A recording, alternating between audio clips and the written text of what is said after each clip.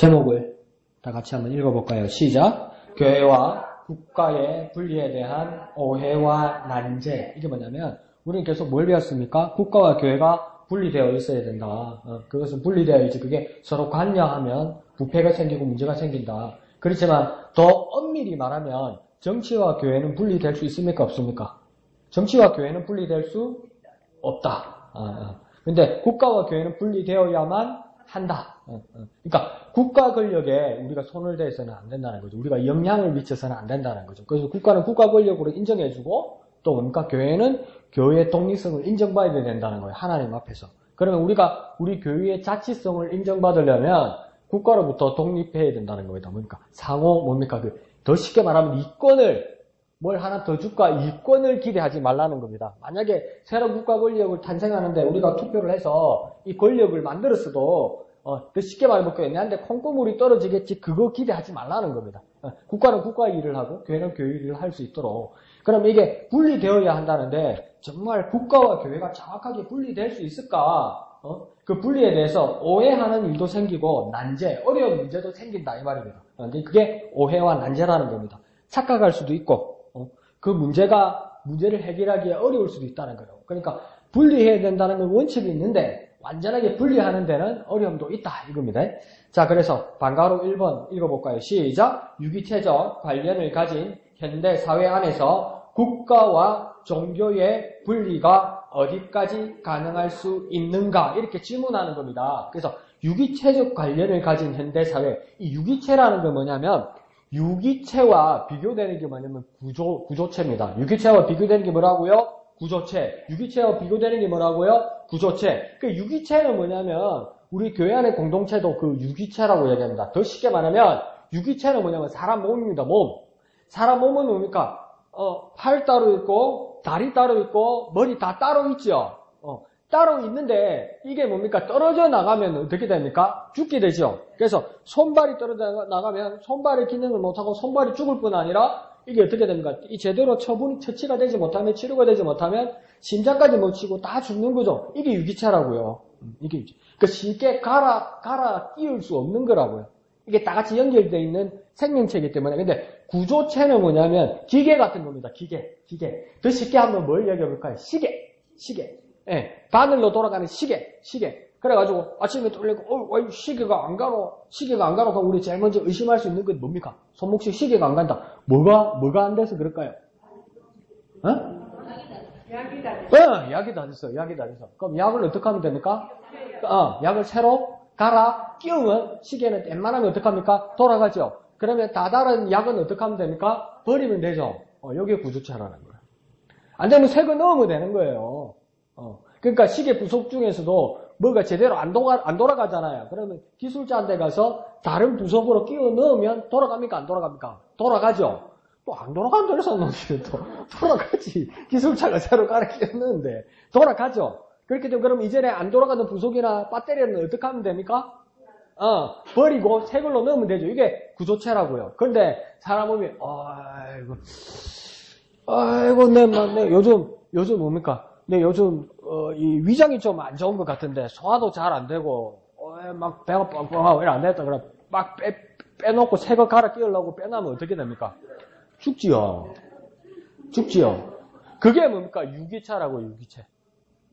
다 이렇게 구분 간, 비장, 위장, 대장, 소장, 팔, 다리 다 있지만 그게 문제가 있다고 해서 그걸 떼버리고 색을 끼우려고 떼버리면 뭡니까? 전체가 다 죽는다고요. 이게 뭡니까? 유기체입니다. 유기체. 그러니까 하나된 생명체라는 겁니다.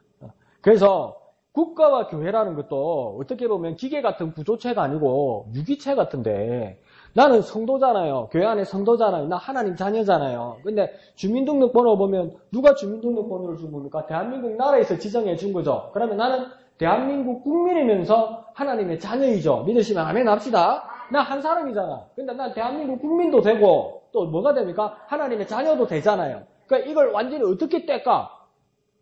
완전히 떼지진 않죠. 그러니까 이게 애매하다는 거예요. 그러니까 확실히 교회와 국가 권력을 떼어서 볼 수 있는가? 국가의 종교의 분리가 어디까지 가능한가? 만약에 떼야 된다면 어느 선에서 떼야 되는가? 목사님 30.5cm요. 그게 없잖아.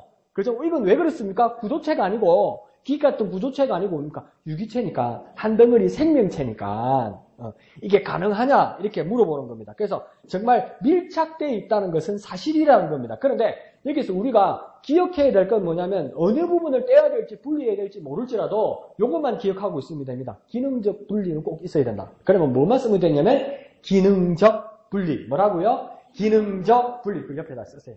방가로 1번 옆에다가 기능적 분리. 기능적 분리.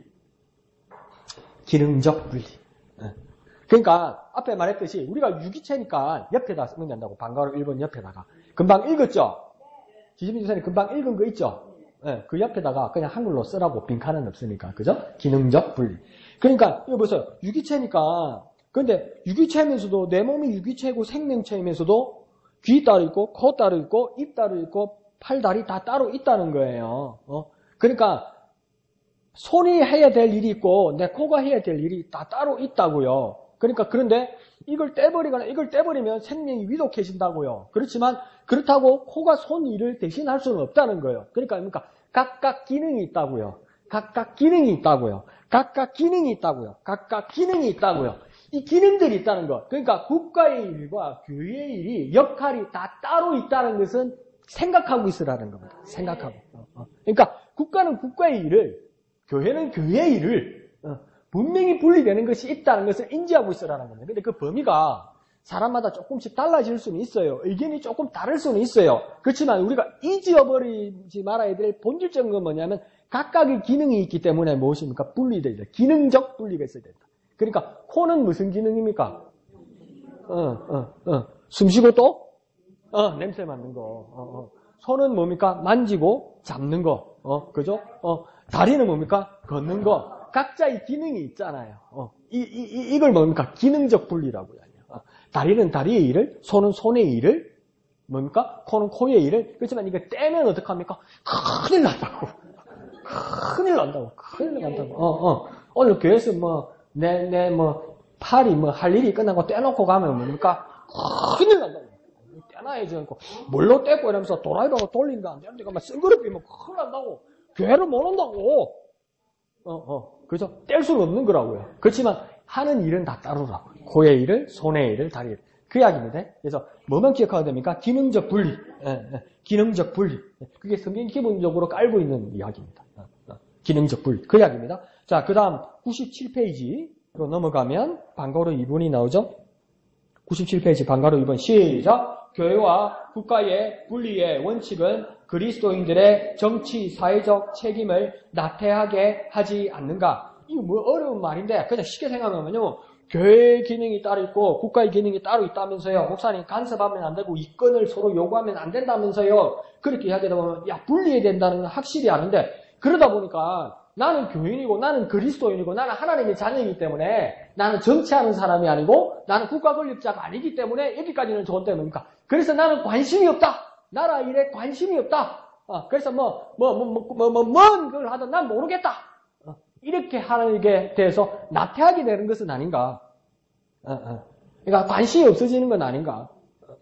근데 사실은 난 대한민국 국민으로서 살아가야 되고 국가 권력자가 베푼 정치에 의해서 행정에 의해서 나는 혜택을 받아야 되고 그런데 그걸 너무 나태하게 되어서 그것에 관심을 가지지 않는가. 그러니까 여기서 뭘 말하는 거냐면 무관심하지 말라는 겁니다. 그러니까 앞에 말했듯이 정치와 교회는 분리되는 것이 아니라는 겁니다. 그렇지만 국가 권력과 교회는 분리되는 것이라는 것을 정말 어려운 내용이지만 뭡니까? 내가 정치적으로 활동할 수 있는 일에 대해서 활동할 수 있어야 된다는 겁니다. 그러니까 오는 4월 15일에 수요일 빨간 날에 나는 뭘 해야 됩니까? 주민등록증을 들고서 각 동사무소에 가서 내가 뭘 해야 되는 겁니까? 투표를 해야 되는 거예요. 그 일을 해야 되는 거예요. 그러니까 나는요, 제 많은 이 세상은 내 집 아니네 노래 부르면서 나는 나의 시민권은 하늘에 있으니 이러면서 투표를 하든가 거꾸로 선언 당선이 되든가 말든가 이렇게 나태해서는 안 된다는 겁니다.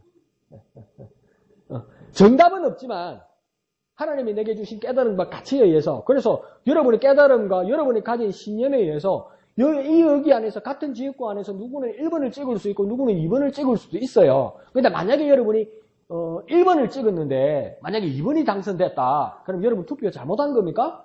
아니라고. 그리고 나는 그 집사님과 다르게 1번을 찍었어. 2번을 찍었어. 근데 2번이 됐어. 그럼 내가 맞췄다. 그게 선거입니까? 그게 선거가 아니라고. 내가 깨달은 바 하나님께서 주신 깨달음을 따라 내가 할 수 있는 거라고. 그렇지만 그 결과에 대해서 인정할 수 있어야 된다고요. 그러니까 그런 식으로 참여가 있어서 나태해져서는 안 된다는 겁니다. 난 모르겠고 이러면 안 된다는 거예요. 내가 할 수 있는 건 해야 된다는 거죠. 이해하시죠? 네, 그 이야기입니다. 목사님 그럼 헷갈리는데 헷갈리면서 고민하는 사람은 뭐 할 수 있습니까? 참 그리스도인은 기도할 수 있죠. 이 문제를 가지고. 그러면 정답은 찾지 못할지라도 하나님과 더 가까워지는 겁니다. 자, 방가로 3번요. 한번 읽어볼까요? 시작. 교회와 국가의 분리의 원칙은 독재 국가나 반대로 무정부주의적 사회로 가능성을 지원할 수 있지 않은가. 이게 뭔 말이냐면 교회와 국가의 분리의 문제에서 너무나 강한 권력자, 너무나 강한 정치가 완전 1인 뭡니까? 권력자가 나타나서 내가 시키는 대로 해야 된다. 내가 말하는 대로만 해야 된다. 이러면 모든 사회적 분위기가 뭐가 되겠습니까? 지 혼자 뭐 대장이네? 지가 시키는 대로 안 하면 뭡니까? 잡혀가고 이런 세상이면 모든 나라 안에 사람들이 뭘 갈구하겠습니까? 자유. 나도 생각 좀 하고 나도 말 좀 하자. 내가 뭐 이렇게 말한다고 해서 내가 세상을 뒤집을 그런 마음이 있는 것도 아닌데 그리고 한 20, 30년 전만 해도요. 그런 사람들 다 삼천 교육대하고 잡혀갔다니까 술김에 앉아가지고 야 김일성이 생기기는 잘생겼어 이런 거요. 인물은 좋잖아. 그 이야기 해가지고 삼천 교육대 갔다니까. 왜? 강한 권력자 밑에서 그런 이야기를 하도 말할 수 없고 그게 국가보훈법이 걸린다고요. 그러면 그 시대에 사람들은 뭘 꼬물꿀까? 말 좀 하자. 내 말도 못하나. 잘생긴 건 잘생겼다 그러고 그런데 그 사람은 정치적으로 나쁘다. 그만 좀 하면 안 되나. 그래서 뭡니까? 자유를 갈구하게 되죠. 예. 근데 반대로 그런데 뭡니까? 어떤 권력자, 어떤 정치가 나타나 네 마음대로 하라. 네 마음대로. 하고 싶은 대로 해라. 하고 싶은 대로. 당신 자유다 이러니까 뭡니까? 나는 이 소리 하고 저는 저 소리 하고 그래갖고 뭡니까? 내 자유다 하면서 막 휴전선 베고 누웠다가 막 오른쪽 북쪽으로 보고 누워 잤다가 막 아래쪽으로 보고 누워 잤다가 지 마음대로라. 뭐 이렇게 불안해가지고 어떻게 했냐? 이러면 어떤 꿈을 꾸겠습니까? 강한 권력자가 나타나서 질서를 바로 잡아줬으면 좋겠다고 생각할 거 아니에요. 그게 독재 국가와 그다음 뭡니까? 무정부주의의 그 갈등 속에 고민 속에 있다는 겁니다. 너무 강압적으로 독재 국가의 권력 가운데 있으면 내게 자유를 좀 줬으면 좋겠다. 나도 할 말 좀 하고 살았으면 좋겠다. 이런데 어떤 또 다른 권력자가 나타나서 내게 자유를 주면 뭡니까? 이게 막 무정부 상태가 돼서 내 마음대로라. 막 내 자유다. 내가 국가의 주인이다. 대통령한테 할 말이 있다 하면서 막 그냥 청와대 넘어가고 막 니 좀 나와봐라 하고 막 이렇게 되면 그러니까 무정부 상태가 되는 거 아니에요. 그러니까 이 상태에서 그러면 그 가능성의 그 문제에 대해서 우리가 어떻게 해야 되겠는가? 정답은 없는데 고민하면서 뭡니까? 균형을 잡으려고 해야 된다는 겁니다. 균형을. 그러니까 더 말하면 뭡니까? 신사적인 그리스도인은 뭡니까? 어느 한쪽에 쏠려서는 안 된다는 거죠. 세상은 이리 휩쓸리고 세상은 저리 휩쓸릴지라도 참 신사적인 그리스도인, 바로선 그리스도인들은 뭡니까? 그 사이에서 우리가 균형을 잡으려고 해야 된다는 거예요. 균형을 잡으려고. 그러니까 이 나라의 정치적인 균형도 누가 잡아줘야 되는 겁니까? 그리스도인이 잡아야 되는 거예요. 그리스도인이 균형을 한쪽으로 쏠리지 않도록 균형 잡을 수 있는 일은 누구입니까? 우리 그리스도인밖에 없습니다. 그래서 막 교회 안에서 선거철에 막 1번 찍어야 된다, 2번 찍어야 된다고 막 반목하고 막 얼굴 붉히고 이러면 안 되는 거예요. 내가 하나님 앞에서 양심적으로 내가 누가 적합한 사람을 찍으면 그 누구도 존중받아야 되는 거죠. 그러니까 그게 균형입니다. 균형 감각. 이해하시죠? 그 다음 97페이지 밑에 보면 6번 있죠. 큰 6번. 6번 다 같이 읽어볼까요? 시작. 그리스도인의 국가에 대한 바른 성서적 태도. 그래서 그리스도인이 국가에 대해서 어떤 태도를 취해야 되느냐? 그것이 성서에 나와 있다. 그것이 로마서 13장 1절에서 3절까지 바울이 한 말이 있다. 이렇게 말하는 겁니다. 그러면서 밑에 방가로 1번 보면 빈칸이 있죠. 그죠? 빈칸. 여기다 뭘 쓰냐면 두 자를 씁니다. 인정. 뭐라고요? 인정 쓰세요. 그러면 다 메꿨으니까 한번 만들어 읽어볼까요? 시작! 국가와 국가에 위임된 권세를 인정해야 된다. 인정해야 된다. 우리가 뭡니까? 국가의 권세에 대해서 우리가 인정해야 된다는 거예요. 무시해서도 안 되고, 무관심해서도 안 되고, 배척해서도 안 되고, 그러니까 그렇다고 그러니까 잘못됐는데 무조건 감싸줘서도 안 되고, 근데 이 권세가 어떤 권세라고 이야기합니까? 위임된 권세라고 이야기하잖아요. 그러면 이 국가 권력자는 원래 자기가 타고나기를 가지고 타고난 것이 권세입니까? 아니라는 거예요. 그럼 자기가 만든 권세입니까? 그것도 아니라는 거예요. 그러니까 위임됐다고 하니까 누구로부터 받았다는 거예요. 누구로부터 맡김을 받았다는 거예요. 얼마 동안 그 임기 동안 국회의원이면 4년, 대통령이면 5년 그 기간 동안만 원래 내 것이 아니었는데 받았다는 거예요. 위임받았다는 거예요. 그때만 일하게 뭡니까? 임명받았다는 것이죠. 근데 임명받았는데 헌법에서는 누구로부터 임명받은 겁니까? 헌법에서는 국민으로부터. 국민인 우리 그리스도인은 누구로부터 위임받았다고 이야기합니까? 하나님으로부터 받았다 이렇게 말하는 겁니다. 그러니까 이 권세는 그냥 권세가 아니고 뭡니까? 위임된 권세. 어떤 권세예요? 위임된 권세예요. 어떤 권세예요? 위임된 권세. 이것은 뭡니까? 임명받은 권세다. 그래서 그 어떤 권력자도 뭡니까? 국민으로부터 임명받았다고 말할 것이고 우리는 뭐라고 고백하느냐? 하나님께서 그에게 임명하셨다. 뭐라고요? 하나님께서 그에게 임명하셨다. 이게 뭡니까? 위임된 권세다 이 말입니다. 그러니까 그게 제한되어 있죠. 범위도 제한되어 있고 기간도 제한되어 있는 겁니다. 대통령이면 대한민국 한반도 땅에 대해서 권세가 있는 것이죠. 일본이나 미국 가서 그러다가 실컷 보죠. 남의 나라에 가서. 그러니까 이게 이제 문제가 되는 거죠. 지금 서울에 와 있는 미 대사 이름이 해리 해리스인가 그렇습니다. 해리 해리스. 왜 이렇게 코스염 있는 아저씨 있잖아요. 그 아저씨가 원래 외교관 출신이 아니고 일본 오키나와에 있는 그 한미연합군 사령관 출신이에요. 근데 그 얼굴 가만히 보세요. 순수 100% 백인 같지가 않죠? 그 혼혈이에요, 그 양반이. 그래서 아버지는 미국 사람이고 엄마가 일본 사람이야. 그러니까 우리나라한테 그렇게 좋은 이야기를 별로 안 해. 그래서 그 이야기가 나오는 거예요. 그러니까 뭐라고 합니까? 대한민국 국회의원들 미 대사관에다 불러놓고 오조 내놔라는 거예요. 방위 분담 거. 그게 대사가 할 수 있는 이야기가 아니에요. 그 대통령이 뭡니까? 남북 관계의 개선을 위해서 2020년 뛰겠다 이러는데 뭐랍니까? 미 대사가 그날 저녁에 뭐랍니까? 기자들을 불러가지고 미국 허락받고 해야 된다 이렇게 이야기하는 거죠. 이거 뭡니까? 권한을 침해한 거죠. 그러니까 위임된 권세에 대해서 그 범위를 넘어서 버린 것이죠. 여러분, 그 무섭지 않습니까? 그냥 예사로 생각하지 말고 무섭지 않습니까? 혼혈인데 엄마가 일본 사람이에요. 그럼 그 양반이 지금 한국 대사관으로 와 있지만 그 사람이 그 마음속에 한국과 일본 관계에 있을 때 지금 누구 편을 들겠다는 겁니까? 그런데 그게 한국 대사라고 있어요. 무서운 거예요, 여러분. 그게. 그러니까 우리가 정신 차리고 있어야 돼요.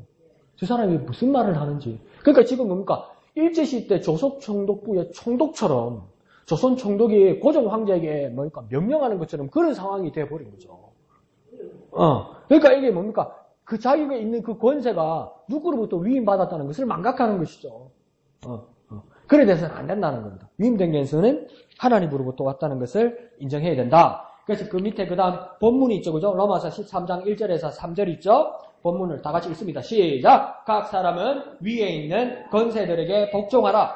권세는 하나님으로부터 나지 않음이 없나니 모든 권세는 하나님께서 정하신 바라. 그러므로 권세를 거스르는 자는 하나님의 명을 거스름이니 거스르는 자들은 심판을 좌취하리라. 다스리는 자들은 선한 일에 대하여 두려움이 되지 않고 악한 일에 대하여 되나니 네가 권세를 두려워하지 아니하느냐. 선을 행하라. 그리하면 그에게 칭찬을 받으리라. 그러니까 그리스도인은 기본적으로 뭘 해야 된다고 이야기하냐면 기본적으로 국가의 권력을 인정해라 이 말입니다.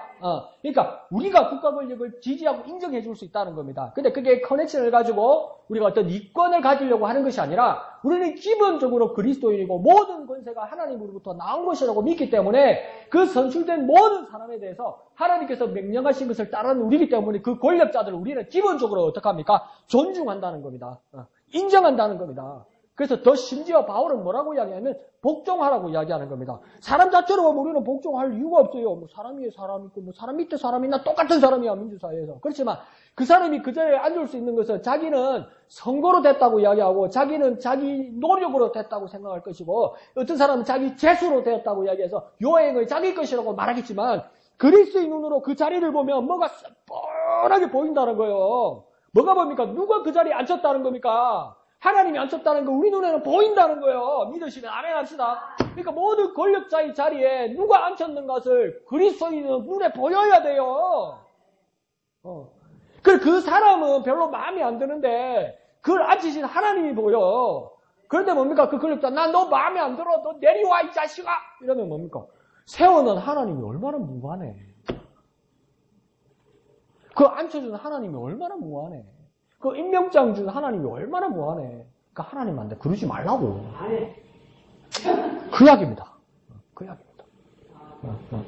바울은 그렇게 이야기하는 거예요. 그러면서 그 밑에서 두 번째 되면 네가 권세를 두려워하지 않으려 하느냐? 선을 행하라. 그러면 그에게 칭찬을 받으리라 이러잖아요. 그는 이 권력자이겠죠. 그런데 권세를 그 무서운 권세를 두려워하지 않으려면 선을 행하라 때 이 선은 뭡니까? 하나님의 뜻을 따르라는 겁니다. 그리스도인은. 내가 어떻게 해서 이 권력자에게 비율을 맞출까? 선악을 이렇게 판단하라는 것이 아니라 뭡니까? 우리의 신념, 우리의 소신을 넘어서 우리의 신앙은 뭡니까? 하나님의 뜻을 따르고 하나님의 뜻에 순종하는 것이 무엇입니까? 선한 일이라는 것. 그러니까 그 선한 일이 때로는요. 어떤 국가 권력자에게 그리스도의 모습이 탐탁하지 않을 수도 있어요. 못마땅할 수도 있어요. 그렇지만 우리한테 뭡니까? 나쁜 말로 해코지 못합니다. 왜요? 우리는 하나님을 따르니까. 그런데 뭡니까? 이 선악의 기준을 권력자의 마음에 드는 것과 마음에 들지 않는 것을 구분해서 그렇게 행동하게 되면 어떻게 하면 됩니까? 어떨 때는 버림받아요. 어떨 때는 놀림받아요. 어떨 때는 조롱받아요. 어떨 때는 갖고 놀린다고요.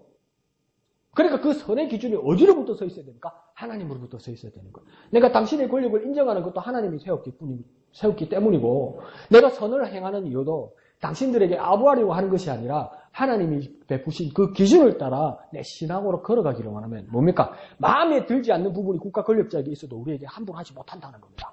해코지 못한다는 겁니다. 지 눈에도 보이고 내 눈에도 보인다는 거지. 뭡니까? 내 뒷심에 그 사람 자리에 하나님이 보인다는 거죠. 거기는 뭡니까? 안 보이는 게 보이는 거야. 그리스도인은 뭘 봐야 됩니까? 안 보이는 걸 봐야 되는 거. 뭐라고요? 안 보이는 걸 봐야 돼요. 뭐라고요? 안 보이는 걸 봐야 돼요. 안 보이는 걸. 그걸 뭐라고 합니까? 전문 용어로 깨달음이라고 얘기하죠. 깨달음.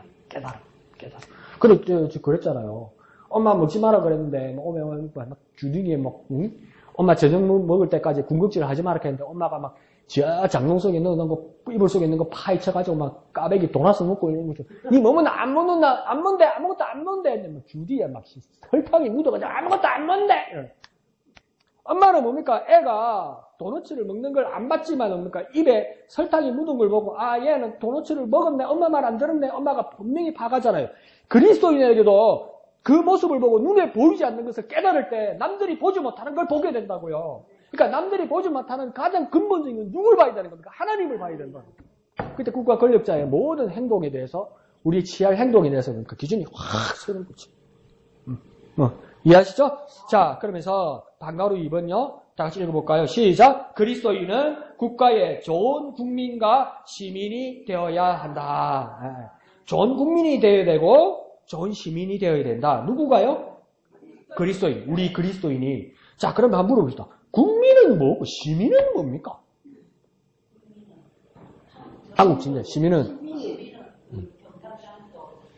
강원시. 장원시에 소속되니까 우리 시민. 창녕군은 군민. 의령군은 국민. 5대 군 끝들이 함부로 시민 사칭봐라 이겁니까? 그렇게 한자로는 그렇게 쓰여질 수도 있는데 제가 한번 정리를 한번 해드려볼게요. 국민과 시민의 차이는 뭐냐면 앞에 말씀하신 것처럼 한 국가 안에 소속된 사람들을 뭐라 합니까? 국민이라고 이야기합니다. 국민. 그러니까 1919년 3월 1일 날 우리가 3.1 운동을 하고 한반도에 누가 지배하고 있었습니까? 일본이 일제가 지배하고 있었죠. 그런데 1919년 3월 1일 대한독립 만세를 외치고 나서 그 다음 1919년 4월에 대한민국 정부가 서요. 정부가 서는데 어디에 씁니까? 한반도에 못 쓰고? 한반도 땅에 못 쓰고 어디에 씁니까? 중국 어디에 씁니까? 하얼빈. 막 쥐내네. 하얼빈은 안정권 총산 데가 하얼빈이고. 중국 어디요? 상하이 선다고요. 그게 대한민국 정부였다고요. 왜요? 한반도 땅에는 일본이 자리를 하고 있기 때문에. 그렇기 때문에 그 정부를 뭐랍니까? 임시정부라고 이야기한다고요. 임시정부지만 진짜 정부입니까? 가짜 정부입니까? 여전히 진짜 정부인 거죠. 그 임시 정부가 있기 때문에 대한민국 국가를 선포함으로써 조선 땅에서 뭡니까? 우리가 일제에 압제를 받고 있지만 우리는 한국 신민 일본 사람이 아니라 우리는 어떤 사람이랍니까? 대한민국 국민이라고 이야기하는 거예요. 그래서 국가가 있을 때 국가에 소속된 사람들을 뭡니까? 국민이라고 이야기하는 거죠. 그러니까 국가의 멤버들을 이야기하는 것이죠. 근데 시민이란 뜻은 뭐냐면 한자로는 시, 군, 면 나눠줘서 그 단위의 사람들이라고 말할 수 있지만 그러니까 여기에 말하는 그 그리스 문명이나 이 서구 문명에서의 이 시민이란 뜻은 뭐냐면 내가 주인이다 이 뜻입니다. 내가 적극적으로 내가 주인이다. 그러니까 나는 문명화된 사람이기 때문에 나는 문화인이기 때문에 나는 무엇입니까? 내가 주인이고 적극 주권자이고 내가 이것을 이끌어갈 수 있는 사람이다 이렇게 되는 거예요. 그러면 국민과 시민의 차이는 뭐냐면 국민은 뭘 많이 강조하냐면 의무. 내가 뭘 해야 된다. 국가를 위해서. 그때 뭐라는 말을 많이 쓰냐면 국민이란 말을 많이 씁니다. 근데 시민이란 말은 뭐냐면 내가 스스로 나라를 위해서 무엇을 할 수 있고 나라에 요구할 수 있는 것. 그러니까 더 쉽게 말하면 나는 주인이다. 이 나라에. 내가 이 나라의 주인이다. 그럴 때 뭘 씁니까? 시민이란 말을 쓰는 겁니다. 그러니까 뭡니까? 우리에게 의무가 있고 우리가 의무가 있다는 말을 쓸 때 국민이란 말을 쓰고 내게 주권이 있다, 권리가 있다 말할 때 어떤 말을 쓰겠습니까? 시민이란 말을 쓴다는 거예요. 그러니까 그리스도인에게는 나라에 대한 의무와 나라에 대하여 내가 주인이란 의식을 같이 가지고 있어야 된다. 이 말입니다. 목사님 진짜 그런 뜻이라고요? 쓴 분이 그렇게 안 썼을 수도 있어요. 근데 내가 그렇게 구분하는 게 좋다고요. 굳이 두 개를 썼다면 두 개의 다른 뜻이 있겠지. 그러면 나는 뭡니까? 국가에 대하여 의무가 있고 나는 권리가 있다. 무엇과 무엇? 의무와 권리. 뭐라고요? 의무와 권리. 의무를 말할 때는 국민이란 말을 많이 쓰고 권리란 말을 쓸 때는 뭘 많이 씁니까? 시민이란 말을 많이 쓴다는 겁니다. 그러면 국가에 대한 우리 대한민국 국민으로서 국가에 대한 의무는 어떤 게 있을까요? 4대 의무가 있다 그죠? 난 근데 두 개밖에 생각 안 나네. 납세 있고 납세 의무 있고 교육, 국방, 진짜 하나가 더 있었는데 그걸 모르겠다. 근로다. 국민학교 2학년 사회 시간에 배웠는데 두 개를 맞아가면서 집사람이 4개를 맞춰주네. 그 다음 뭡니까? 내 권리가 있다. 가장 큰 권리가 뭐겠습니까? 나라에 요구할 수 있는 것. 그래서 나라의 공무원들을 높은 고위 공무원들을 내가 임명할 수 있다는 것. 그게 뭡니까? 투표. 그게 내 권리라는 거. 그래서 뭡니까? 더 강력하게 뭡니까? 국회의원들을 압력을 넣어서 저 사람이 자격이 없다고 이야기할 때 합법적으로 끌어내릴 수 있는 권리도 국민에게 있다. 그게 뭡니까? 탄핵소추죠. 탄핵소추. 그것도 뭡니까? 국회의원은 안 할라지 귀찮지. 잘못하면 자기 국민의원으로 총 맞을 수 있잖아. 근데 광화문에 100만 명이 와가지고 내려오라 샀는데 가만히 안 했다가 큰일 나겠다. 이래가지고 그게 그 상황이 그렇게 되어버린 거 아닙니까? 여러분. 그러니까 이번에 탄핵소추가 전 대통령이 탄핵소추가 될 때 그러면 이 대통령이 탄핵이 되어야 된다고 헌법재판소에 가서 그 기소하는 검찰의 역할을 누가 하냐면 그 국회의원 법사위원장이 합니다. 법사위원장. 근데 그때 법사위원장이 누군지 압니까? 민주당 사람이 아니에요. 법사위원장이 누구냐면 지금 자유한국당 당시 여당의 권성동 의원입니다. 권성동. 그 이름도 유명한 권성동. 또 모른 척 한다. 진짜 모르는가 봐. 권성동, 그 유명한 권성동. 알면서 모르는 사람. 그 유명한 권성동이요. 그 사람이 자기 살라고 국민의 압력에 못 이겨서 현직 대통령을 탄핵시켜야 된다고 여당 국회의원 법사위원장이 이걸 했다고. 그러니까 쉽게 말하면 박근혜 대통령 부하가 국민의 요구에 못 이겨서 지금 대통령이 탄핵돼야 된다고 앞장서 재판소 앞에 나가서 이야기를 했다고. 그 법적인 발언을 했다고요. 그러니까 이게 누구 힘입니까? 국회의원의 힘이 아니라고. 누구 힘이라는 겁니까? 네, 국민의 힘이라고요. 국민의 힘이라고요. 못 견뎌낸다고요. 또 쉽게 말할 거예요. 권성동 의원이 왜 여당 국회의원 그 권력 있는 법사위원장이면서도 박근혜 대통령을 탄핵해야 된다는 재판소 자리에 섰을까요? 네? 배신하려고? 아니, 안 그럼 다음에 떨어지잖아. 선거 나가면. 다음은 더 붙으려고 한 거예요. 그게 뭐가 무서운 겁니까? 국민이 무서워서 그런 거야. 그러니까 우리는 뭡니까? 시민으로서의 그런 막강한 권력이 있다는 것을 잊지 말아야 된다. 그렇게 말하는 겁니다. 그래서 의무와 권리가 있다. 그게 뭡니까? 국민과 시민이라 이런 말입니다. 자, 반가로 3번 시작! 그리스도인은 국가 지도자를 존경하고 순복하며 협력해야 한다. 그러니까 여기 또 뭐 이상한 말 하잖아요. 국가 지도자를, 국가 권력자를 존경하고 순복하고 협력해야 된다. 그러니까 선거철이 되면 우리 국민들을, 지역 주민들을 막 두려워할 건데 정말 그리스도인들은 매너가 있는 거라. 매너가 있으니까 그 국가 권력자에 대해서 그를 존중해주고 존경하고 그 사람들이 만든 법, 제정된 법을 뭡니까? 인정하고 지키고 그들이 할 일인데 협력하고 그러니까 뭡니까? 이 신사적인 그리스도인에 대해서 뭡니까? 상당히 자기들이 역으로 우리를 존경할 수 있도록 만들어라 이 말입니다. 그러니까 국가 권력자에게 선출될 권력자들에게 야 내가 주인이다 내 말 들어라 이거 안 해줄 거가 라고 막 내 이권을 가지고 막 요구하고 땡깡 부리고 그래가지고 막 선거 앞두고 내가 뭘 이권을 얻어냈다고 칩시다. 예? 그러면 그 사람들이 선출되고 나면 입장이 완전히 반대로 바뀐다고요. 그러니까 그 악순환이 계속 된다고요. 근데 참 그리스도인들은 내 이권의 문제를 가지고 그 사람들에게 요구하는 것이 아니라 하나님으로부터 온 권력을 그 사람들이 받았고 내가 주인이지만 하나님으로부터 권력을 받은 당신이기에 당신들을 존경하고 존중하고 당신들이 파격적으로 가진 그 권력에 대해서 순복하고 그 일에 대해서 협력한다고 이야기하면 도리어 뭡니까? 자기들이 우리를 순종할 수 있고 도리어 우리를 존중할 수 있다는 겁니다. 그러니까 우리의 그 힘들이 더 커지는 것이죠. 이해하시죠? 그러니까 국회의원들 진짜 막 나중에 보좌관들 이야기 들어보면 웃기지도 않습니다. 대한민국 국회의원들이 대부분 뭘 타고 있냐면 현대차 에쿠스 타고 있습니다. 에쿠스. 근데 그 소유를 보면 여러분 깜짝 놀랄 겁니다. 국회의원 소유차가 별로 없어. 그게 뭐냐면 현대자동차에서 4년 기간 동안 그냥 대여해 주는 거예요. 돈 안 받고. 돈 안 받고. 잘 보려고. 예? 근데 더 현대자동차에서 기가 차이는 건 뭐냐면 한 번씩 전화가 온대 현대자동차에다가. 그래서 그러니까 현대자동차입니까? 예, 그렇습니다. 저 국회의원 누군데 의원님 안녕하십니까? 요번에 시골에 제 지방에 비포장도로 어디 가다가 뒤에 자동차 차체도 아니고 휠이 좀 끓기는데 이거 어째야 될까요? 이런다고요. 그럼 우리 같으면 어떻게 했습니까? 휠만 교체해 드리겠습니다. 이러죠. 근데 그거 뭘 요구하는 것 같습니까? 세차. 그 세차도 오라는 소리야. 그 알아서 기해야 되는 거. 나 그 말 하고 싶은데 대신해 주네. 네? 그 대한민국 국회의원들이 그런 사람들이 너무 많아. 그런데 또 어떡하냐면 그 보좌관들을 엄청 못 살게 구는 사람들이 있어요. 그러다 보니까 어떡합니까?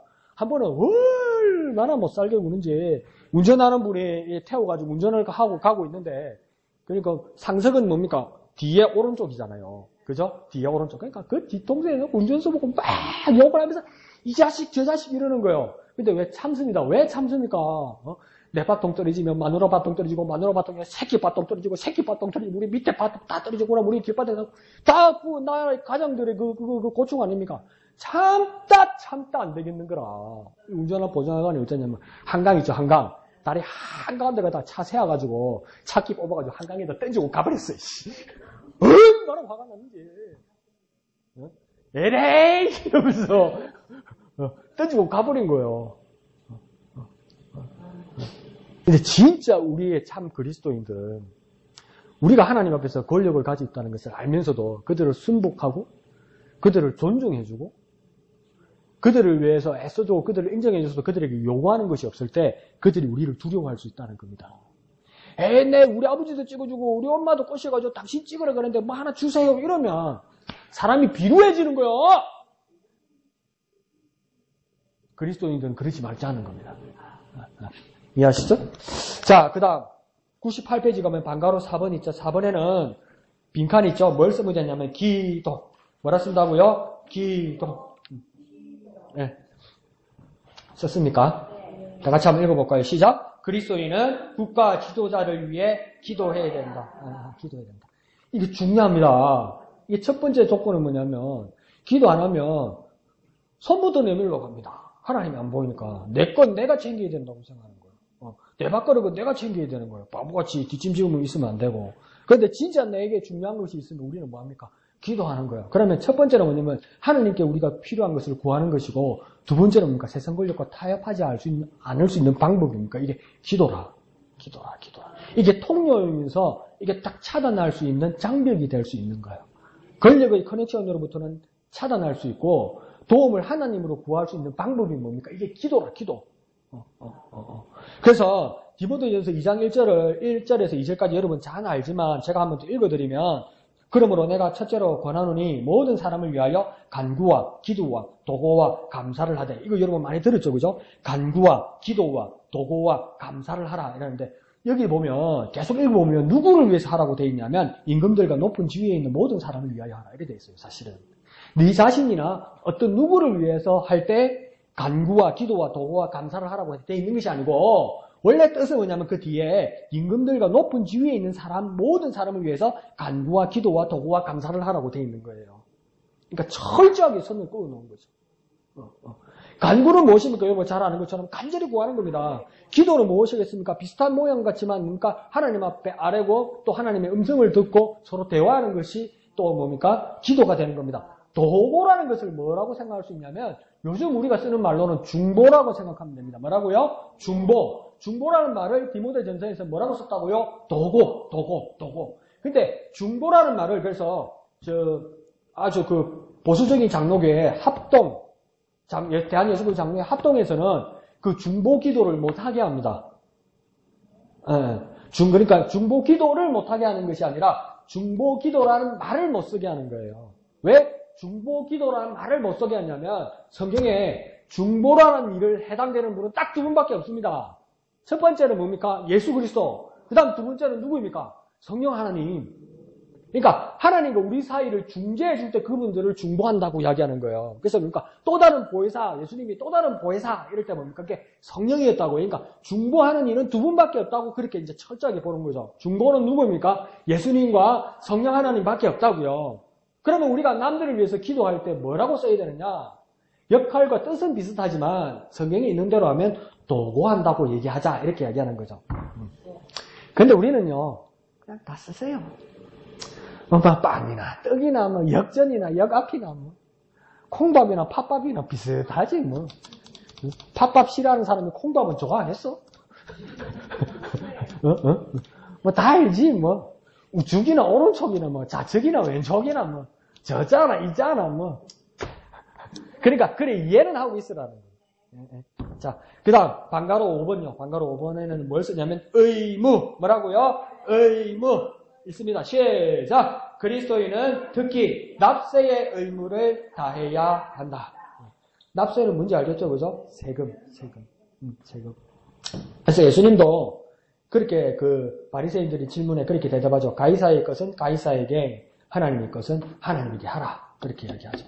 근데 그게 왜냐면 동전 하나를 가져와라. 누구의 문양이냐 이렇게 얘기하잖아요. 그러니까 누구의 문양이라고 하니까 가이사의 것입니다. 그러니까 로마 황제의 것입니다. 이렇게 얘기하잖아요. 근데 여기가 막 요즘 학자들 사이에서 막 논란이 있어요. 왜 그러냐면 하도 유대인들 사이에서 하나님의 율법을 철저히 지키는 유대인들 사이에서는 그 우상 숭배를 한다는 것이 철저히 배격한단 말이에요. 그러다 보니까 어떤 그림이나 어떤 모양도 있어서는 안 되는 거예요. 하나님 앞에. 그러니까 하나님에 대한 것뿐만 아니라 다른 어떤 우상의 모양도 있어서는 안 되는 거예요. 그러니까 같은 화폐의 가치가 있어도 유대인들이 목숨 걸고 요구한 게 뭐냐면 로마의 화폐를 우리에게 가지고 들어오더라도 어떤 사람의 모양이나 어떤 종교의 모양을 가지고 오면 안 된다고 이야기해서 그걸 로마에서 허락했다고 이야기하고 있어요. 어떤 문헌에는. 그런데 왜 예수님 당시에 이 화폐 모양 안에 가이사 황제의 모양이 있었을까? 없었는데 그렇게 말이 된 것이 아니니까 그런 이야기들이 있어요. 근데 더 중요한 건 뭐냐면 하나님의 것과 세상의 것에 대해서 그러니까 둘 중에 하나만 해야 된다고 그렇게 말하지 말라는 겁니다. 그러니까 이거 정말 우리에게 부활이 없다고 생각하고 앞에 목사님 말한 것처럼 우리에게 영혼이 없고 우리에게 영혼이 없으면 이만큼 예수 믿는 삶이 그렇게 밑가는 장사일 수밖에 없습니다. 나라에 세금 내는 것만 해도 지금 억울해서 죽으려고 하는 판에 네? 하나님한테 세금 떠내야 돼. 네? 그러니까 예수 모르고 세상 사업하고 사는 사람도 절세하려고 그러고 조금은 감추고 세금을 안 내려고 하는 판에 이놈은 예수까지 믿어가지고 오만 세금이 다 있네. 제일 큰 세금이 뭡니까? 11조까지 하라고 그러네. 싫을 줄 알아가면 세상에 세무사들이 그런 도둑 같은 하나님 어딨나 그래요. 근데 왜 그렇습니까? 우리에게 부활이 없으면. 우리에게 영혼이 없으면. 우리에게 영혼이 없으면 그만큼 억울한 게 없어요. 그렇지만 뭡니까? 그리스도인들은 무엇입니까? 모든 세상의 일들과 무엇입니까? 하나님 일들에 대해서 모든 의무를 다한다는 거예요. 심지어 납세의 의무에도. 그래서 조금 짧게만 말씀드리면 우리는 한때 IMF 때 그게 유명했잖아요. 부자 되세요. 여러분 부자 되세요. 이러잖아요. 그게 쑥 들어갔죠. 그게 정의의 차원에서 안 맞는 말이거든요. 알겠습니까? 돈은 요만큼 만들어요. 돈을 마구 찍을 수는 없어요. 마구 찍으면 돈의 가치가 떨어지지. 그러니까 우리 친구 한 사람이 아프리카 수단에 선교 여행 간다고 그 돈을 아프리카 수단 화폐로 바꿨는데 요만큼 가져갔는데 요만한 자루에다 넣어주더라는 거예요. 왜? 화폐 가치가 떨어지니까. 그래 콜라 한 병 사 먹는데 돈을 한 자루를 갖다 줘야 되더라는 거예요. 그러니까 돈은 제한되어 있는 거죠. 근데 내가 부자가 되려면 뭡니까? 내가 이만큼 더 많이 가져가야 된다는 거지. 이전 것보다. 근데 돈은 찍어놓은 건 제한이 있죠. 그럼 내가 이만큼 많이 가져가서 부자가 되면 다른 사람들은 어떤 사람이 된다는 겁니까? 가난한 사람이 된다는 거지. 이런 아이러니가 있어요. 그래서 미국이란 사회와 한국이나 어떤 이런 자본주의 사회에서는 뭡니까? 내가 부자가 돼서 하나님 축복받아서 부자가 되어서 가난한 사람들 많이 도와주고 내가 기부도 많이 하고 구제도 많이 하면 되지 그렇게 생각한다고요. 그래서 훌륭한 기부자들도 미국에 많이 있죠. 그런데 유럽 사회에서는 조금 더 계획 경제가 된 유럽 사회에서는 뭐라고 하냐면 이게 이해가 안 간다는 거예요. 이렇게 하는 건 이해가 안 간다는 거예요. 이게 무슨 말이냐면 세금이 엄청 높아요. 유럽 사회는 프랑스, 영국, 벨기에 이런 사회가 세금이 엄청 높아요. 그래서 노르웨이 같은 나라가 뭡니까? 모든 국민들에게 뭡니까? 그 연금을 주고 이렇게 하거든요. 근데 뭘 사 먹으려면 세금이 엄청 높아요. 그러니까 우리가 맥도날드 점심 때 런치 스페셜 가면 햄버거하고 프렌치 프라이 감자하고 콜라하고 이러면 5, 6천 원 선 안에서 먹을 수 있거든요. 점심 한 끼를. 그런데 똑같은 맥도날드 빅맥인데 노르웨이 가면 몇만 원씩 해요. 세금이 너무 많아서. 근데 그 세금을 어떻게 하냐면 나라에서 다 모아서 골고루 나눠주는 거야. 그러니까 어떤 가난한 사람들을 그 나라에서 어떤 가난한 사람들을 정당한 연금으로 이렇게 나눠줄 때 뭐라고 이야기하냐면 빌 게이츠가 줬습니다. 워렌 버핏이 주었습니다. 이런 식으로 하지 않는다는 거예요. 왜요? 그 가난한 사람을 부자에게 돕게 낸 것은 내가 뭡니까? 내가 세금을 낸 거예요. 그러면 뭐랍니까? 정부에서 가난한 사람들에게 나눠주면서 우리 지중희 집사님 낸 세금으로 이 이금 집사님이 낸 세금으로 우리 김 집사님이 낸 세금으로 당신을 돕습니다. 이렇게 하는 거야. 그 동기가 분명하면 그 나라 국민들이 과중한 세금이라 할지라도 어떻게 했습니까? 세금 내는 게 맞는 거라. 맞는 거라. 맞는 거라. 그러니까 사회 구조가 다르죠. 그죠? 알아서 정하시오. 뭐가 맞는지는 난 모르겠어. 내 마음에 뭐가 있는데 강요하면 안 되지. 그래도 난 부자가 되고 싶어요. 그러면 부자가 한번 돼보시든가. 자, 방거로 6번에는 빈칸에 뭐 씁니다 했냐면 시민 쓰고 그 다음 띄우고 불복종. 뭐라고요? 시민 불복종. 무시무시한 말을 하네. 시민 불복종. 썼습니까? 네.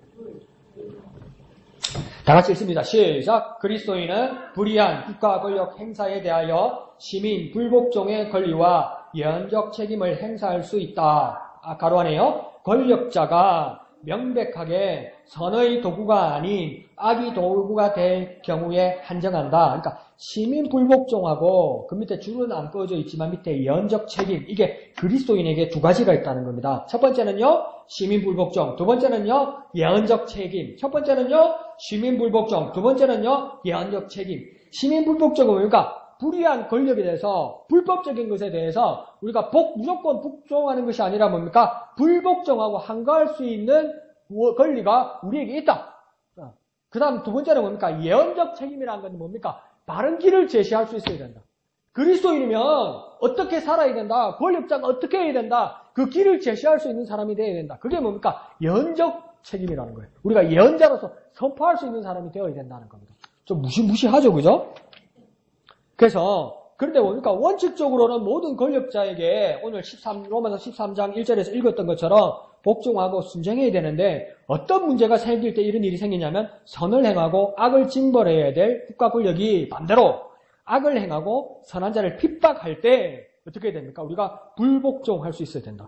저항할 수 있어야 된다는 거예요. 그러면 이런 질문이 나올 거예요. 목사님, 어떻게까지 불복종하고 어떻게까지 저항해야 될까? 근데 그리스도인들에게는 요것만 머리에 잘 넣으세요. 뭐 어떻게 하면 안 되냐면 과격하면 안 됩니다. 뭐라고요? 과격하면 안 됩니다. 그러니까 불복종에 대해서 어떻게 한다고요? 과격하게 저항하면 안 됩니다. 과격하면 안 된다고요. 거칠으면 안 된다고요. 그러니까 법의 선을 넘어가서는 안 된다고요. 근데 그게 목사님 거의 불가능하죠. 대모하면 다 때리잡고 막 하체로도 쓰고 그러지 않습니까?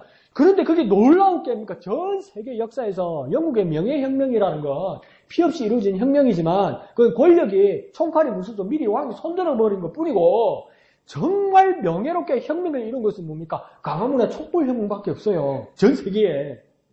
네. 그런데 이게 어떻게 가능했냐면 그 선을 넘어가지 않았다고요. 과격하지 않았다고요. 그러니까 정부의 권력은 여전히 아직도 인정했어요. 그러나 어떤 사안에서 분명한 거절을 했다고. 그러니까 분명한 거절을 하는데 정부의 권력, 정부에 돼 있는 구조를 뭡니까? 거절하지 않았다고요. 여전히 정부는 있다. 그렇지만 이걸 거절한다. 이렇게 돼야 된다고. 그러니까 시민 불복종을 할 때 여전히 정부는 있다. 그러나 이것은 거절한다. 뭐라고요? 여전히 정부는 있다. 그러나 이것을 거절한다. 이럴 때 보니까 시민 불복종의 한계를 가지고 해야 된다는 겁니다. 그러니까 법이 허용하는 테두리 안에서, 쉽게 말해볼게요. 법이 허용하는 테두리 안에서, 어떤 테두리요? 법의 테두리 안에서, 뭐라고요? 법의 테두리 안에서 시민 불복종 해야 된다 이 말입니다. 만약에 해야 된다면. 그래서 이거 이거 여러분 접수가 안 될 수도 있고 수용하기 곤란할 수도 있는데 세상이 바뀌었습니다. 그래서 이게 이동훈 목사님은 어떻게까지 말씀하시냐면 합법적인 노조 활동도 가능하다 이렇게 얘기하는 겁니다. 뭐라고요? 합법적인 노조 활동도 가능하다. 어이 목사님 노조 그거 빨갱이 아닙니까? 그거 빨간 머리 흔들고 막 북한에다가 나라 팔아먹으려는 그게 다 노조 아닙니까? 옛날 그렇게 생각했지. 여러분 옛날에 딱 그렇게 생각했죠. 1980년대에. 김일성이가 딱 간첩 내보내가지고 이제 자유수출 지역하고 차원공단 딱 말아먹으려고 지금 노조 하는 게도 그랬잖아. 또 뭐 아닌 것처럼 그래. 그런데 어느 날 작년입니까? 재작년이니까 새벽마다 기도하면서 사람 모아놓고 껌 찔러가면서 지저미 집사님이 울어서 하면서 기도를 하는 기라. 와저라노. 남이 보면 강 목사가 뒤에서 지저미 집사님 때린 줄 알겠다. 와저래 울어서 하면서 기도하는 게 동윤이 문제라. 동윤이가 GM에 있었는데 불법으로 회사에서 동윤이를 그러니까 내보내려고 그러는 거죠. 그래서 동윤이는 어떻게 했겠습니까? 노조 활동을 하는 거죠. 노조 활동을 합법적으로 한 거죠. 그러니까 동윤이 사안이 있을 때는 대수롭지 않게 생겼는데 지즈미 집사님은 이제 뭐라고 생각했습니까? 노조 필요하죠. 노조 필요하다고. 네. 무서워할 필요 없어요. 나는 노동자가 아니라도 노조는 필요하다고 생각하는 사람이니까. 아니라고 생각할 수도 있어. 근데 뭡니까? 지즈미 집사님은 동윤이 일을 겪고 나서 뭐가 필요하다고 생각합니까? 노조가 필요하죠. 노조가 없으면 뭡니까? 누가 그걸 들어주고, 누가 자기 그걸 이야기하겠어. 근데 이동원 목사님도 뭐라고 하냐면, 합법적인 노조 활동은 필요하다는 겁니다. 김호수 집사님도, 저 와저라노, 이렇게 샀다, 눈치가. 합법적인 안에서는 이게 필요하다는 겁니다. 이해가 안 가죠, 그죠? 조금 안 가는 부분도 있죠. 그렇지만, 한 번 더 생각해 보십시오. 우리 자녀들의 세대, 우리 후배들의 세대에는 진짜 합법화가 될 겁니다. 지금도 합법화죠. 근데 그거 색안경 끼고 안 보게 될 거예요. 그러니까, 독일이나 미국이란 사회는 초등학교 때부터 노조 활동에 대해서 가르칩니다. 학생들에게. 가르치고, 그 다음 뭡니까? 어떻게 활동해야 될지 그거 확실히 알고 있어요. 근데 우리는 어떡합니까? 못 배우죠. 그러니까 한국 학교에서 못 배우는 게 뭡니까? 건전한 성교육, 노조 활동을 못 배우죠. 우리 대한민국 애들은 딱 성교육을 어디서 배웁니까? 인터넷에서 배우죠. 지네들끼리 몰래.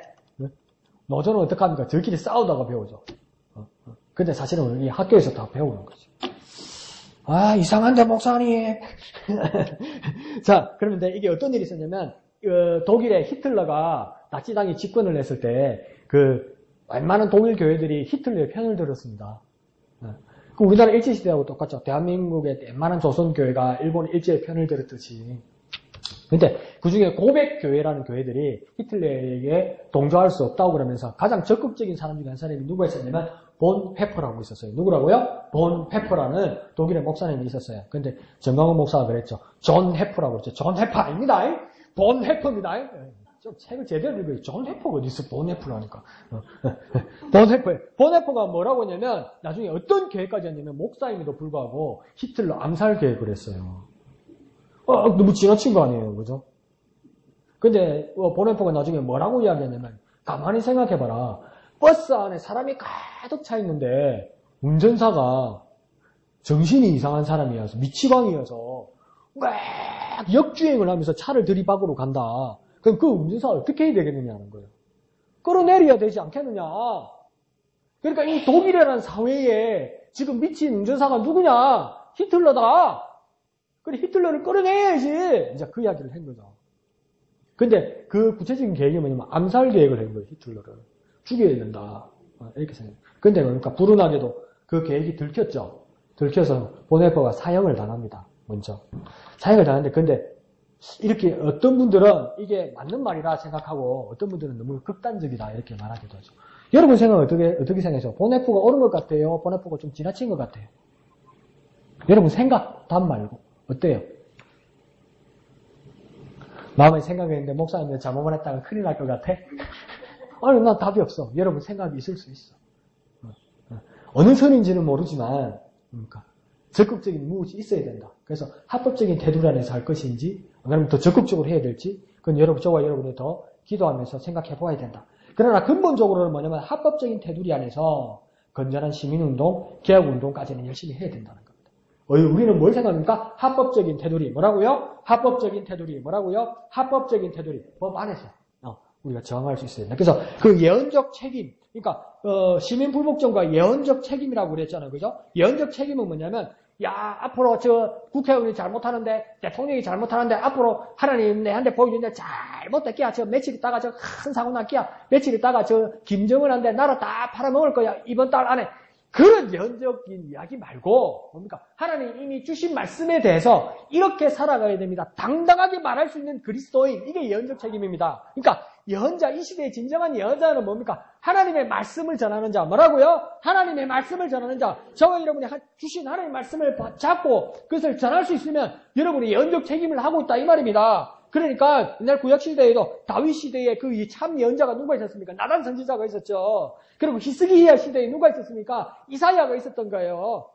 그래서 바른 소리 하는 거예요. 목숨 걸고. 근데 그건 뭡니까? 앞으로 어떻게 될 거다 말하기 전에 하나님이 주신 말씀을 한 것이죠. 그러니까 우리 그리스도인에게 국가 권력에 대해서 시민 불복종의 권리와 무엇입니까? 예언자적 책임이 있어야 된다 이 말입니다. 네, 이해하시죠?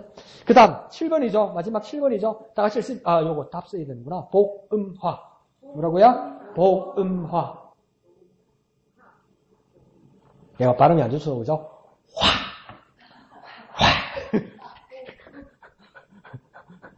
다 같이 읽습니다. 시작! 그리스도인은 민족 복음화에 책임을 다해야 한다.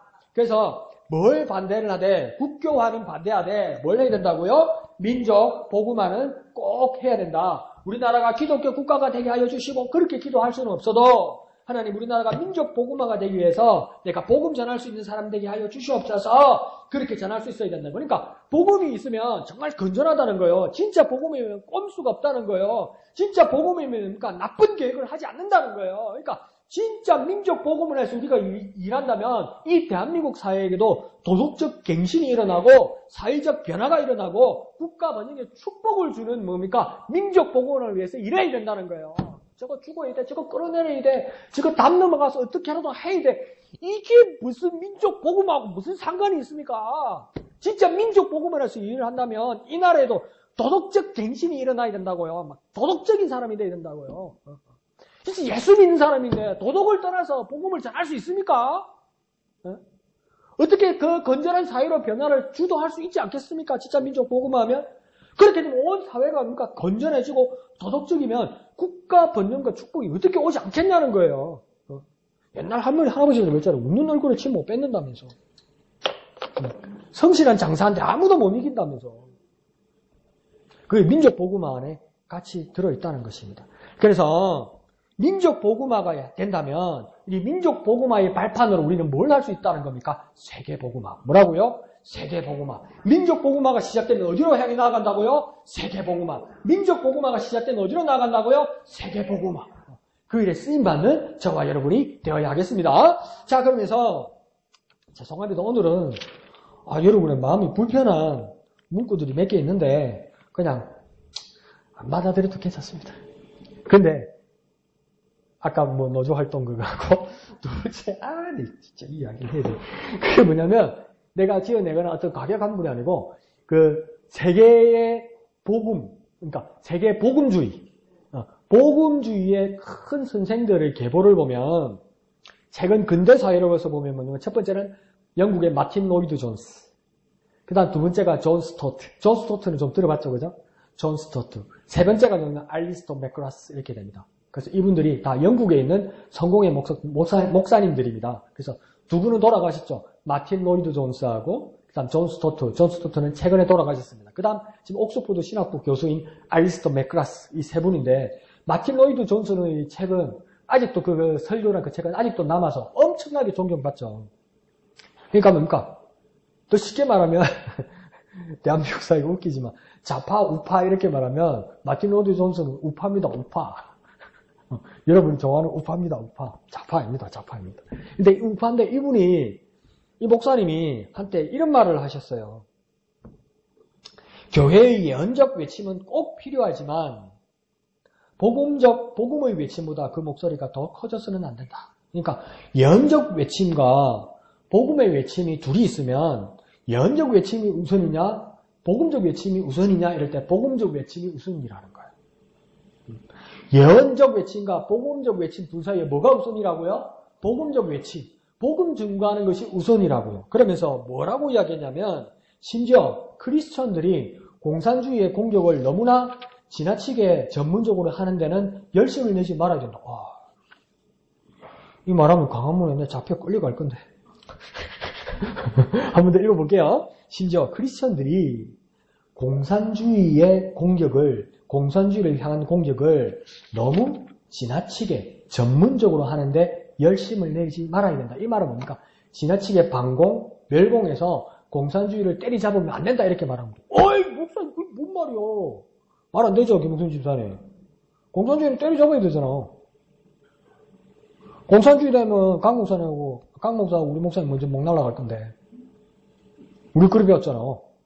그 공산주의는 막아야지. 마틴 로이드 존스는 뭐라고 그랬냐면 공산주의를 향한 공격을 너무나 지나치게 전문적으로 하는데 열심을 내지 말아야 된다. 왜 그랬을까? 이분 이렇게 변명합니다. 왜냐하면 우리는 공산주의자들에게도 복음을 전해야 하기 때문이다. 우리는 공산주의자들에게도 복음을 전해야 할 사람이기 때문에 전문적으로 앞장서서 공산주의자들을 비난하게 되면 뭘 못하게 된다? 복음 전하지 못하게 된다. 이렇게 말하는 거예요. 우리가 지나치게 공산주의자들을 비난하게 되면 공산주의자를 향해서 복음 전하지 못하게 된다. 더 쉽게 말하면 지금 북한의 인권도 유린되고 있고 정치도 후퇴되어 있고 또 남북 관계에서 위험한 요소가 북한에게 많이 있고 뭡니까? 교회도 핍박받고 있지만 그 부분을 대해서 앞장서서 김정은 때려잡아라, 김정은 죽어라, 김정은 남방 대한민국에 방문하면 안 된다, 오면 바로 죽여야 된다, 총 쏴 죽여야 된다. 그걸 우리가 앞장서서 하면 뭡니까? 나중에 대한민국 한반도가 통일될 것 같습니까? 안 될 것 같습니까? 안 될 것 같다고? 앞으로 안 된다고? 남북 통일 안 된다고? 아니 앞으로 이게 이야기 말고 앞으로 우리 후배들, 우리 후세대 사람들이 남북이 통일이 되겠습니까? 안 되겠습니까? 네, 꿈이 뭡니까? 통일되는 게 꿈이죠, 그죠? 그런데 그때 앞장서서 비난하고 이러다가 북한에 가서 우리가 그러니까 김정은 땅에 가서 우리가 복음 전할 수 있겠냐는 겁니다. 그렇게 욕하고 나서 안 되는 거지. 그러니까 이게 그런 문제가 생겨요. 토론토에 큰 믿음 교회 목사님, 큰 믿음 교회 아니다. 큰 믿음 교회는 그 이상한 교회고. 그 토론토에 큰 그 장로교회 목사님이 그 캐나다 시민권자니까 아주 그 북한을 위해서 훌륭한 일들을 많이 하셨어요. 그래서 막 식량 만드는 공장도 만들고 빵 공장, 국수 공장 이런 거 만들어가지고 막 지원도 하고 이랬다고. 근데 그렇게 북한에도 우호적인 일을 하셨는데, 구제는 하셨는데, 이 북한 땅 경계만 넘어오면 그 북한에서 엄청 비난했다고. 그래가지고 북한에 끌려가가지고 그 1년인가 2년 그 감옥살이 했잖아. 그런 문제가 생긴다고요. 그러니까 뭡니까? 마틴 루이스 존스가 하는 말은 뭐냐면, 공산주의 공격을 너무나 전문적으로 지나치게 하게 되면 나중에 공산주의자들에게 복음 전하는 일에도 뭡니까? 장애가 생긴다 이 말이죠. 잘못된 건 우리가 분명히 알죠. 공산주의가 어떤 부분에서 잘못된 건 알아야 돼요. 그렇지만 뭡니까? 그보다도 더 중요한 건 내세워야 될 건 뭡니까? 복음 증거라는 거예요. 뭐라고요? 복음 증거라고요. 그러니까 복음 증거하기 위해서 우리 자존심도 내려놓고 속도 상해도 뭡니까? 참아야 된다는 거예요. 우리 집사님들, 우리 목사님이 처음에 내가 전도사로 왔을 때 여러분들 얼마나 목사님이 여러분들 자랑스럽게 얘기인지 몰라요. 뭐라고 그런지 알아요? 저한테요.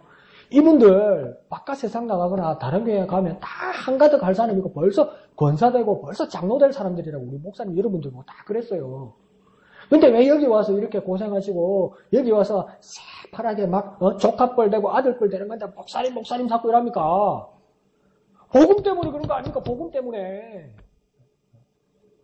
이마에 피도 안 말란 게 지금 목사라고 왜 그 자존심 상할 때 그런 마음이 안 들겠어요. 근데 뭐 때문에 여러분이 참고 뭐 때문에 순종합니까? 복음 때문에 그런 거 아닙니까? 그러니까 우리가 이 한반도 땅에 통일될 그 조국을 향해서 복음 전하려면 그 자존심도 내려놓는 상황이 와야 된다는 거죠.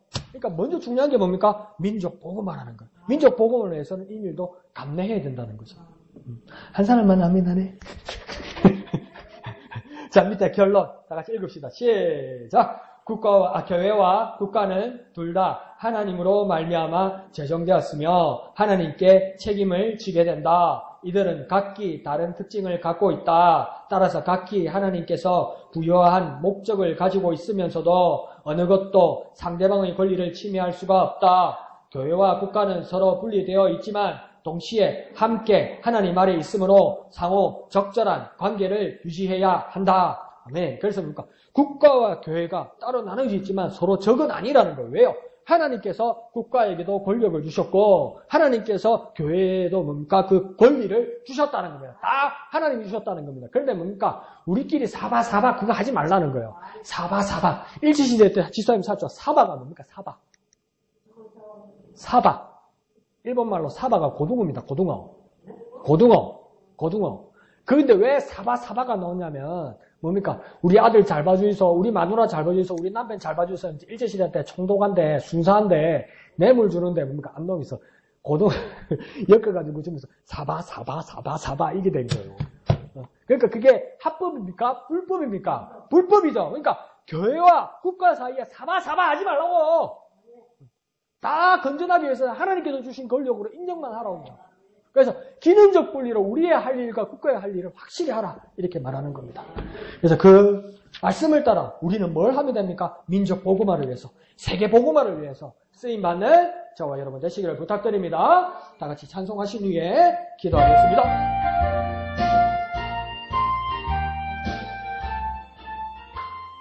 갈 길을 밝히 보이시니 주 앞에 빨리 나갑시다. 우리를 찾는 구주 예수 곧 오라 하시네. 죄악 벗은 우리 영혼은 기뻐 뛰며 주를 노래네. 하늘에 계신 주 예수를 영원히 섬기리. 주 오늘 여기 계시오니 다 와서 주의 말씀 드세. 듣기도 하며 생각하니 참 진리시로다. 죄악 벗은 우리 영혼은 기뻐 뛰며 주를 노래네. 하늘에 계신 주 예수를 영원히 섬기리. 아멘. 이 시간 기도하실 때에 하나님 우리가 민족 복음을 위해서 쓰임받는 우리가 되게 하여 주옵소서. 오직 복음을 붙들고 주의 복음을 증가하기에 합당한 우리가 될 수 있도록, 그런 일꾼이 될 수 있도록 주님 역사하여 주시옵소서. 주님 이름 크게 한번 부르고 다 같이 기도합니다. 주여!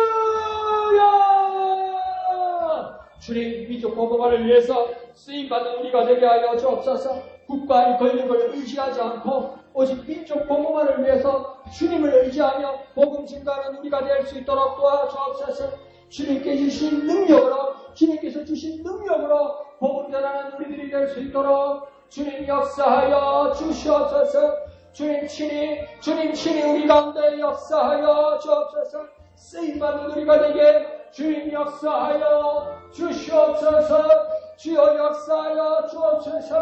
하나님 국가의 권력에 의지하지 않고 기대지 않고 불법을 행하지 아니하고 당당한 그리스도인으로서 주의 복음을 전하는 우리가 될 수 있도록 주님 역사하여 주시옵소서. 3절 다같이 부릅니다. 주 오늘 여기 계시오니 다 와서 주의 말씀 들세 듣기도 하며 생각하니 참 진리시로라. 죄악받은 우리 영혼은 기뻐 뛰며 주를 보겠네. 하늘에 계신 주 예수를 영원히 섬기리. 거룩하신 아버지 하나님 은혜를 감사합니다. 우리에게 참 믿음을 허락하여 주시고 참 깨달음을 주신 주님 감사합니다. 국가 권력에 의지하거나 기대지 아니하고 어떤 선을 대지 아니하고 우리에게 힘을 주시고 우리에게 권리를 주시고 우리에게 능력을 주시고 우리를 임명하신 주님을 바라보게 하여 주옵소서. 국가 권력자들을 향하여 우리가 그들을 존중하고 그들의 합법적인 선을 순복함으로써 우리가 참 신사인 그리스도인임을 보이게 하여 주옵소서. 그들 배후에 보이지 않는 위임하신 하나님을 우리가 바라보게 하여 주시고 세상의 권력자들도 우리 배후에 하나님이 있어 우리가 하나님의 뜻을 따라 살아가는 자임을 알아 두려워하고 또한 그 우리를 향하여 존중받을 수 있는 우리가 될 수 있도록 주님 도와주옵소서. 무엇보다도 민족 복음화를 위하여 세계 성교화를 위하여 우리는 희생하고 우리는 헌신할 수 있고 우리는 드릴 수 있는 우리가 되게 하여 주시옵소서. 2020년 우리 목양교회에게 주신 비전 주님께 올인하는 우리가 되게 하여 주옵소서. 주님께 모든 것을 드려서 헌신할 수 있는 우리가 되게 하여 주시옵소서. 모든 것을 감사드리며 거룩하신 예수님의 이름으로 간절히 기도하옵나이다. 아멘. 하늘에 계신 우리 아버지의 이름을 거룩하게 하시며 아버지의 나라가 오게 하시며 아버지의 뜻이 하늘에서와 같이 땅에서도 이루어지게 하소서. 오늘 우리에게 일용할 양식을 주시고 우리가 우리에게 잘못한 사람을 용서하여 준 것 같이 우리 죄를 용서하여 주시고 우리를 시험에 빠지지 않게 하시고 악에서 구하소서. 나라와 권능과 영광이 영원히 아버지의 것입니다. 아멘. 주님 감사합니다. 주님 감사합니다. 주님 홀로 영광 거두어 주시옵소서. 민족 복음화를 위해서 쓰임받는 우리가 되게 하여 주옵소서. 어떤 권력에도 두려워하지 말게 하시고 하나님께서 우리에게 위임해 주신 그 권세에 순복하며 살아갈 수 있는